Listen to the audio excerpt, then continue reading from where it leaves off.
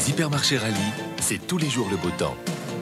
Bonjour, pour notre deuxième émission Perdu de vue lundi, nous avons besoin de vous.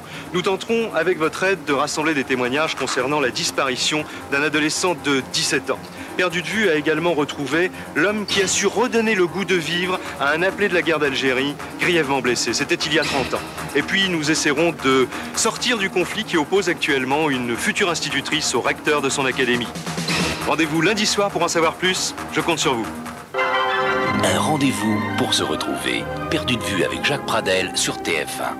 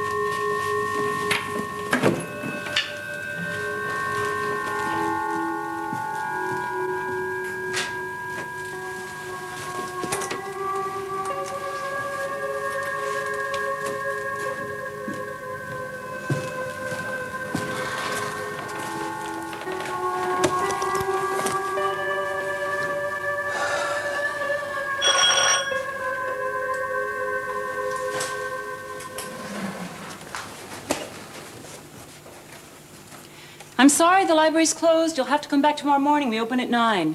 Mademoiselle, je ne comprends pas. Vous ne parlez pas français? Je suis désolée, c'est fermé. Revenez demain matin à partir de 9h. Bonsoir. Non, non, mademoiselle, je ne vais pas pouvoir revenir. Écoutez, c'est moi qui ai appelé cet après-midi. Je vous ai dit que je risquais de passer tard. Et vous êtes de parole. Vous passez tard. Je suis désolé. Je cherche quelque chose que je ne peux trouver qu'ici. C'est très important pour moi. Je peux vous expliquer, j'en ai pour 5 minutes. Entrez. Merci.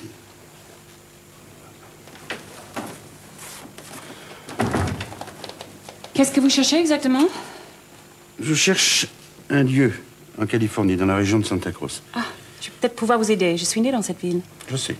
La responsable de chez Fils vous connaît très bien.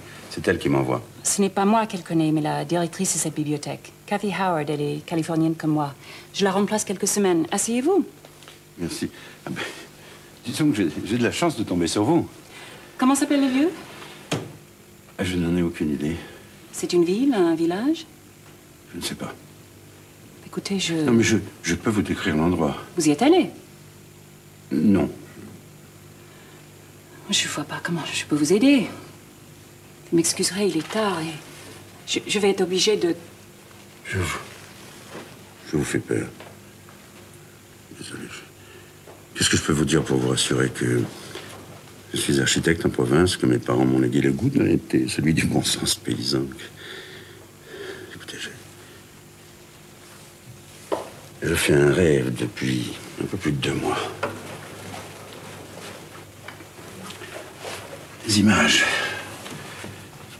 qui surgissent aussi nettes que sur un écran de cinéma.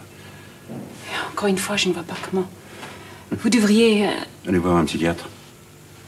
On me l'a déjà conseillé. Je vous écoute. Je me promène seul sur un chemin de terre. De chaque côté, les arbres qui oscillent me donnent le vertige. J'arrive à un carrefour. Un panneau indique Santa Cruz à l'ouest. Un autre pointé vers l'est est illisible. Je ne distingue que la première lettre qui est un A. Je prends cette dernière direction pour me retrouver sur un chemin qui grimpe. Arrivé en haut, je découvre une vieille maison construite en bois.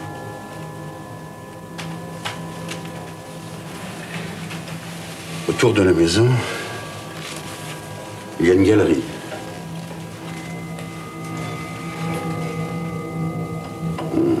On accède à la maison par la porte principale qui est située sur le pignon ouest. Et on y accède par 3 marches en pierre. La dernière étant fendue dans le sens naturel de la roche. Autour, il y a un immense herbage, 2 chevaux qui racolent, un noir et un indien, pinto, marron et blanc. Continuez. Sur la porte principale, il y a un marteau, un heurtoir en fer représentant une tête d'aigle. Une tête d'aigle. Oui. Au sud-ouest de la maison, il y a un immense... Chêne. Vous avez dit? J'ai dit chêne.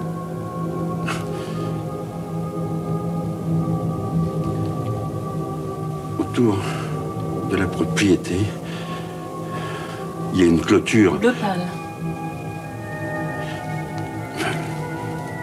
Comment le savez-vous? Ensuite? Ensuite, tout s'enchaîne très vite. La terre se met à trembler. J'essaye de marcher vers la maison, mais le sol se dérobe. Je tombe. Des crevasses se forment un peu partout. Soudain, face à moi, la maison prend feu et s'écroule, sans sa chaleur qui me brûle. Je me réveille. C'est la maison de mon grand-père. Elle était à Aptos, près de Santa Cruz. Elle a été détruite le 17 octobre à 5 heures de l'après-midi par le tremblement de terre de San Francisco.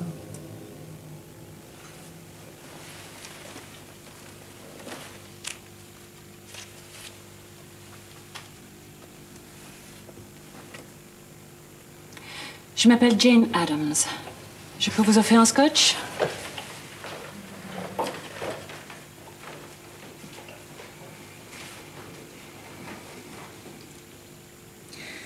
Je suis désolée, je n'ai pas d'autre verre. Je ne me suis pas présenté, Mathieu Franville. Vous ne me croyez pas? Avouez qu'il est difficile d'admettre que votre description soit la réplique de la photo que j'ai depuis des années dans mon portefeuille. Je n'ai jamais vu cette photo. Je ne crois pas au hasard. Voulez-vous que j'imagine cette propriété? Je n'ai jamais mis les pieds aux États-Unis. Ah bon? Jamais.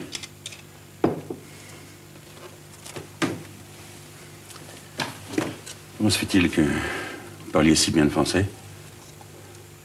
C'est mon grand-père qui me l'a appris. Il y avait entre nous une complicité totale. Avec lui, j'ai connu des moments de vrai bonheur. Il aimait le cinéma, alors on faisait des kilomètres pour... Pourquoi je vous raconte tout ça? Vous faisiez des kilomètres pour... Pour aller voir un vieux film français en VO. Il y en a un qu'on a vu plusieurs fois. Une histoire d'amour qui m'avait profondément touchée. Paradis perdu. La Belle Danse. Avec Micheline Poil et Fernand Gravet.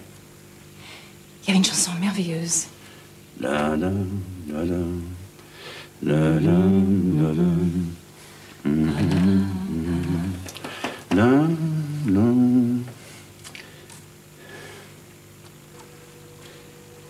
Votre grand-père vit toujours? Non, il est mort. Le jour du tremblement de terre dans sa maison. Il était âgé? Très. Il était anthropologue et archéologue. Il a travaillé en France, en Dordogne. Où ça? À Périac. C'est un village près de... Sarlat. Oui. Je suis de Périac, près de Sarlat. Désolé. Il ne faut pas. Si vous y êtes né, il ne faut pas. Mais enfin, des coïncidences comme ça, c'est quand même pénible, non? Ça n'arrange pas nos affaires. Vous voulez que je vous fasse voir mes papiers? Je voudrais pas que vous pensiez que... Que? Que je fabule ou que j'essaye de vous tromper. Pourquoi? Pourquoi? Je ne sais pas. Je ne crois pas au hasard, je vous l'ai dit. Je ne suis pas amateur de prémonition ou de toute autre chose de ce genre. Mais enfin, vous ne pouvez pas nier que ces choses soient troublantes. Ce chemin, cette maison d'Aptos, cette barrière, ces chevaux, cet arbre. Alors maintenant, vous m'annoncez que votre grand-père a travaillé à Périac. patelin paumé en Dordogne. Seulement, j'y suis né. Qu'est-ce que vous voulez que je vous dise? C'est pas de ma faute. Vous trouvez vraisemblable que je sois de Périac? Qu'est-ce que ça prouve? Mais où voulez-vous en venir? Oh, je n'ai aucun but. Je suis venu ici seulement pour trouver un lieu. Seulement, j'ai besoin de savoir pourquoi cette propriété m'attire, comme si mes propres racines étaient enfouies au plus profond de cette terre californienne. Quel âge avez-vous?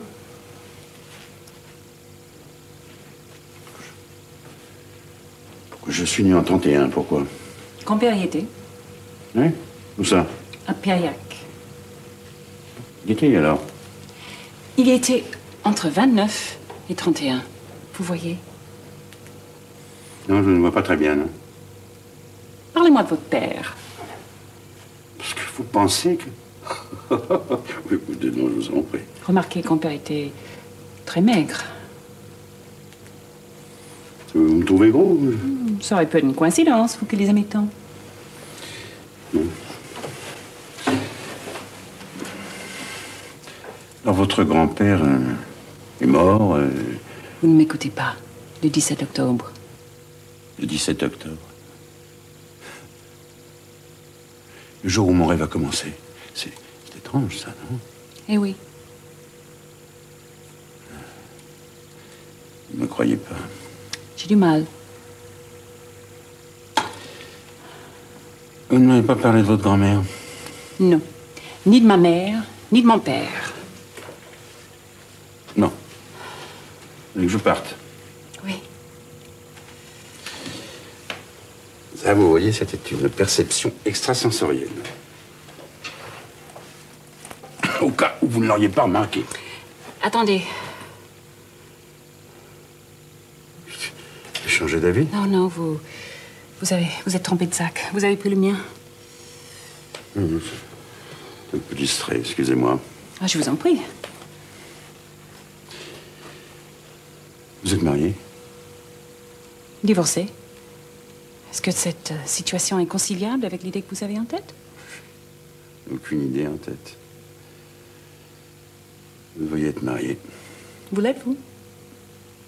Divorcé. Je l'admets. Oui. Non.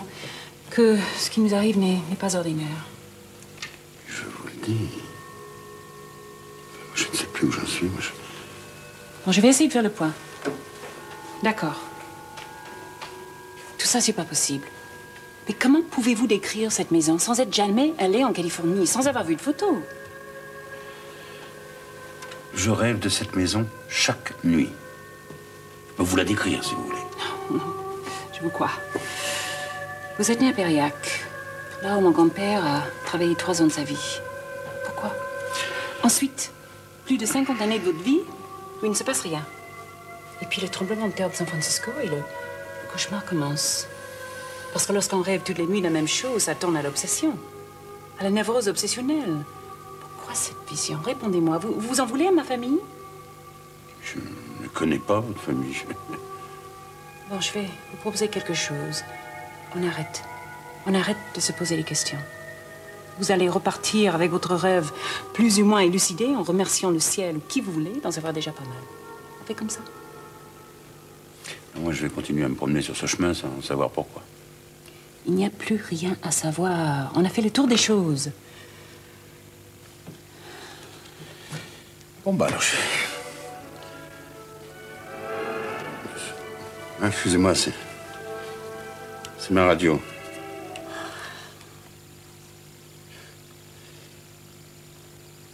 Vous savez à quoi je pense? Non? Vous voyez, la transmission de pensée, ça ne fonctionne pas toujours entre nous. Non, mais ça n'a rien à voir avec notre histoire, ça. Votre histoire. Si vous voulez. Ah ben, je ne me souviens plus de ce que je voulais vous dire. Vous savez à quoi je pense? Oui. Oui, j'ai eu envie de vous inviter à danser. J'ai pas très bien compris. Vous voulez danser maintenant?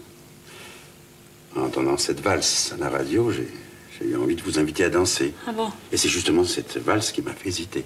Vous avez bien fait. Parce que vous seriez plutôt Jazz. comme moi. Ah.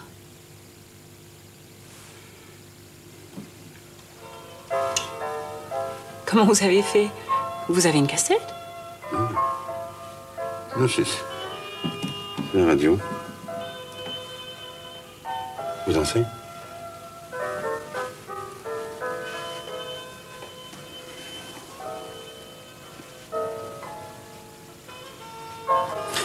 Qui a hérité de la propriété d'Aptos? Je dois répondre à cette question? Si vous répondez, je vous en poserai une autre pour vous récompenser. Qu'est-ce que vous êtes obstiné, vous? C'est vrai que vous devez avoir de solides origines paysannes. Ou tout simplement un ralentissement des fonctions psychiques dû à un choc émotionnel qui reste encore à préciser. Là, vous m'avez embrouillé, mais vous ne m'avez pas répondu. Je me souviens plus ce que vous m'avez demandé. Qui va hériter d'Aptos? Moi. Mon grand-père m'avait fait un héritière depuis longtemps. Mais pourquoi je vous réponds? Vous avez l'intention de reconstruire cette maison ou... Sûrement pas. Pourquoi? Mais on m'a jamais posé tant de questions. Mais qu'est-ce que vous avez derrière la tête, monsieur? Franville. Vous pouvez m'appeler Mathieu. Ah, vous n'êtes pas sûr de la reconstruire, Jane? C'est un très joli prénom. N'est-ce pas? Pour la maison, je n'ai rien dit. Ni oui, ni non. Elle ne sera pas reconstruite pour deux raisons. Je n'ai pas les moyens et je suis incapable de me souvenir du plan d'origine.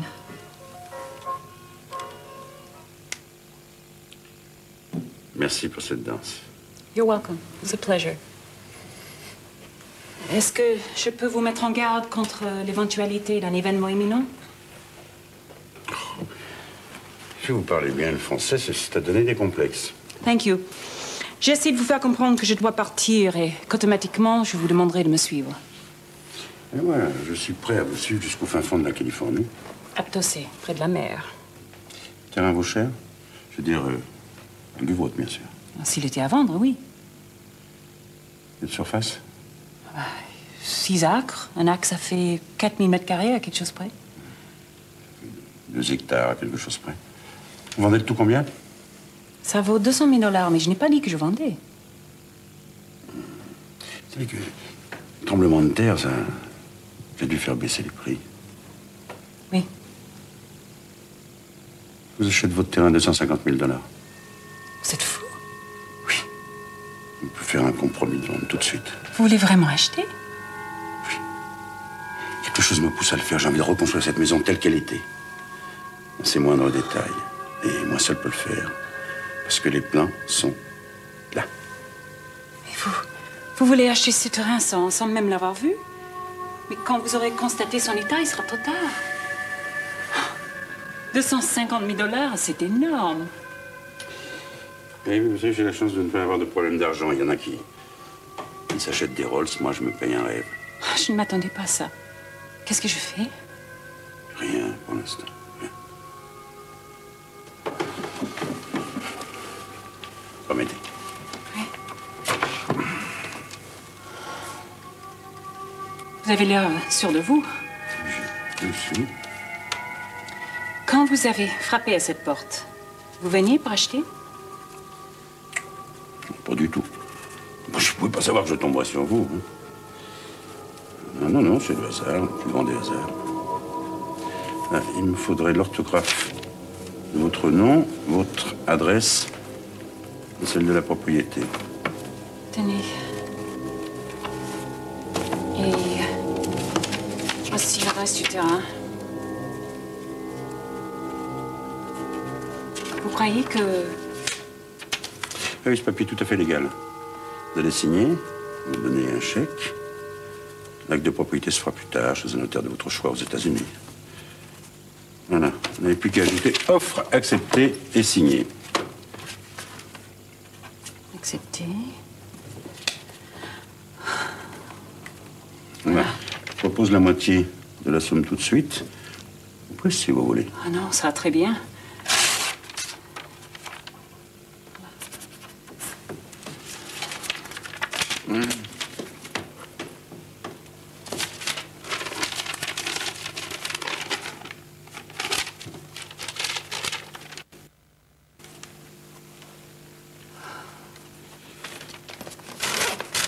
Je peux vous inviter À dîner?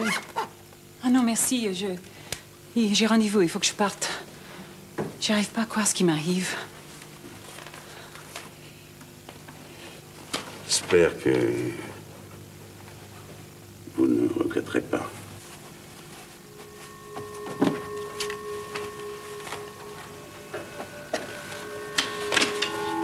Hein? C'est bien le mien.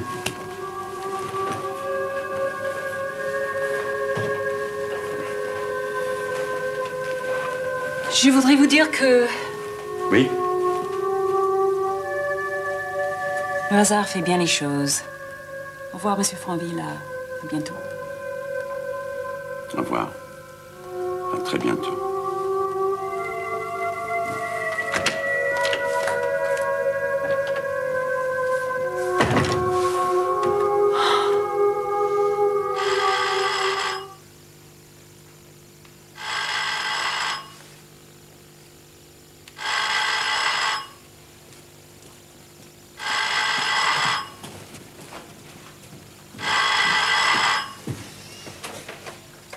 Jane, tu es encore à la bibliothèque?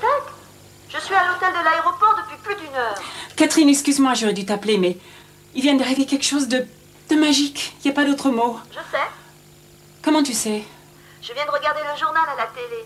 Grâce au tremblement de terre, tu es riche, milliardaire. Aptos baigne dans le pétrole. Ma chérie, je suis tellement heureuse pour toi. Tu réalises? Allô, Jane? Allô? Oui, je réalise. Attends-moi, j'arrive.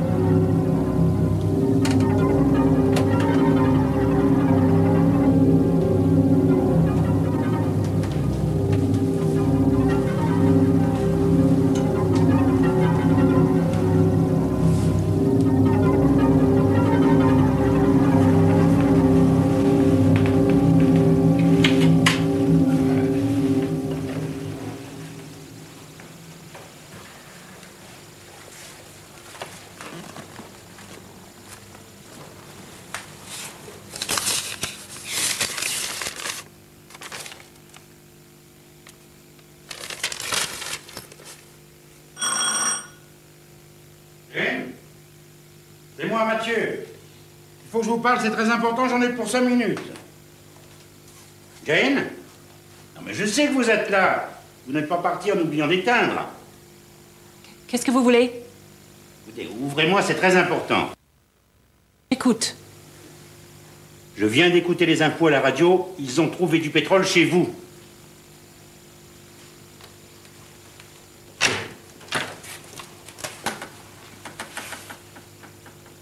Vous êtes milliardaire. C'est vous qui êtes propriétaire. Enfin, où j'ai mis cette promesse de vente, je l'avais posée dessus. C'est quand même invraisemblable. Vous l'avez vu ranger? Non? J'espère que je ne l'ai pas perdu, hein. Ce serait pas ça? Non, mais vous ne devriez pas l'avoir. Vous devriez pas vous tromper de sac. Vous l'avez mis dans le mien. Oui, non, comment se fait-il que nous ayons le même sac, même couleur, même cuir, mais sûrement même poids? Désolé, mais le mien m'est indispensable. Enfin, qu'est-ce que vous croyez? Le mien aussi m'est indispensable. Je pars en voyage demain matin. Moi aussi. 7h45, vol 707. Pourquoi? Pourquoi? Parce que c'est comme ça. Je rentre chez moi et j'ai l'impression que désormais, quoi qu'il arrive, je vous entraîne et inversement. Écoutez, j'ai réservé mon billet il y a plusieurs jours. Et ça, je peux vous prouver. Je suis persuadée que nous serons assis côte à côte dans l'avion. C'était écrit. Qu'est-ce que vous voulez que je fasse? Qu'est-ce que vous voulez que je fasse? Déchirez ce papier. Mais si je le déchire, vous n'avez aucune raison de faire ce voyage. Non? Annulons cette lettre puisque vous me le proposez. Moi, de mon côté, je vous demande d'utiliser votre billet demain matin. Pourquoi? Une intuition. Une intuition? Oui. Vous y croyez?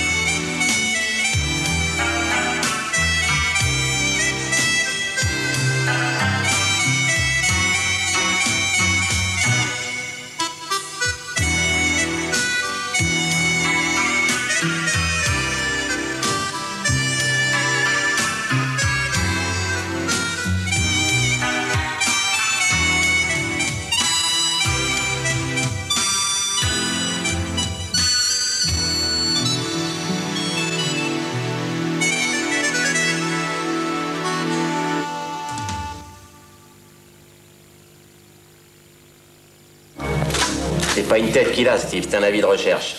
On peut pas se tromper. Un enfant et un flic, Jean-Paul Belmondo en action et en tendresse. Je te propose un marché. Tu t'occupes de tes petites copines et tu t'occupes plus des miennes. Dis donc, je t'imaginais pas avec un enfant. Moi non plus.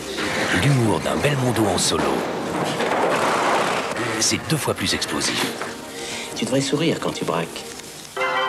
Un film inédit, Le Solitaire, du grand Belmondo sur TF1.